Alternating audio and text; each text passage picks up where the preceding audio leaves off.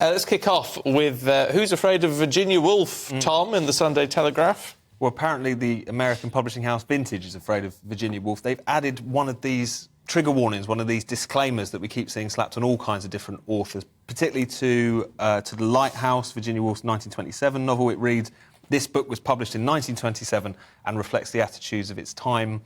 Apparently they're doing this with pretty much every old book that they're putting out. There's also an Ernest Hemingway book which has apparently been slapped with the same warning.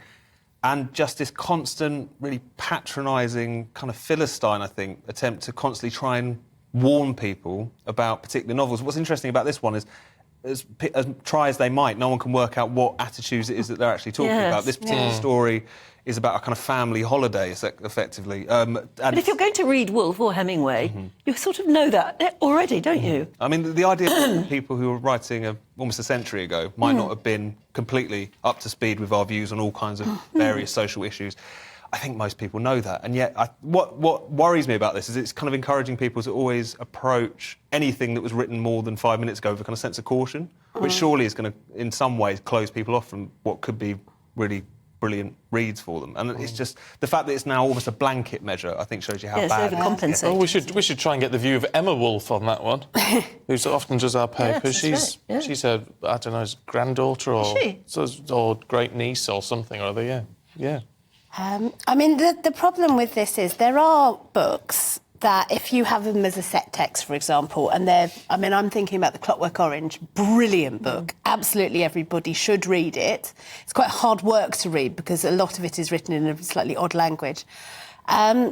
Or The Handmaid's Tale.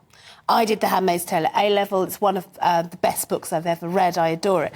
But it covers incredibly dark topics. Yes. What the problem with these trigger warnings is, for me, is that they're on everything, so they're on nothing, really. Yeah. Ultimately, you're not going to... If they're so ubiquitous, then people just start skipping past them rather than thinking about, OK, I'm going to approach this book in a particular way because I'm aware of what the topics it's covering are. So it doesn't feel like it's helpful to the people it purports to be trying to help. It's better than editing words out, though, isn't it? I think it's definitely an improvement upon that. But one thing that I think is worth saying about trigger warnings as well is that the psychological literature, and there's been a lot of writing about this, suggests that even for people who have, like, PTSD and so on, this kind of cotton wool approach is not necessarily useful either. So, as ever, these things come in with good intentions, but I think the upshot of it is just to encourage people to be very wary about reading books, which is surely not a good thing to happen, No. Well, I'd pick up something with a trigger warning, just...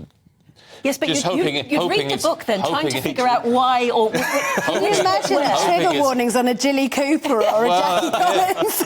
You've got to hope it's extremely triggering. Otherwise, I may write to the publisher and complain. Yes, this didn't offend me at all. I wasn't triggered enough by this book.